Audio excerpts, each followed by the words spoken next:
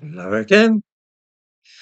Romford, which was when I was a child an agricultural market town and is now an East London suburb, it's on the brink of becoming a Muslim colony along the lines of Newham and Tower Hamlets. The signs have been clear for some time as Ilford to the east of Newham became strongly Muslim and a mosque and Islamic cultural centre were founded in Havering, the borough which contains Romford. I have a personal interest in the area as it is where I grew up and all my family used to live. We lived in Seven Kings on the edge of Ilford. My grandmother lived in Romford and I had uncles in Dagenham and Hornchurch.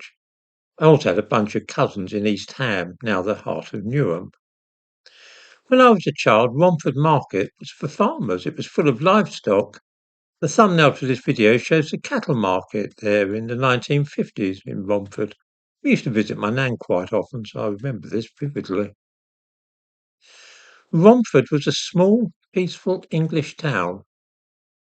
Now, because of its proximity to and technical connection with London and easy rail link, it is in the borough of Havering, which is now a London borough. The place is unrecognisable. One aspect of this is that various Muslim groups have evidently decided that Romford would make a nice little Muslim enclave because it is separated from the rest of London and is the perfect candidate for becoming England's first fully Muslim town. True, places like Leicester and Luton have many Muslims, as has Bradford, but this little place with a population of only around 100,000 would make a very neat little town which could be run on Islamic principles.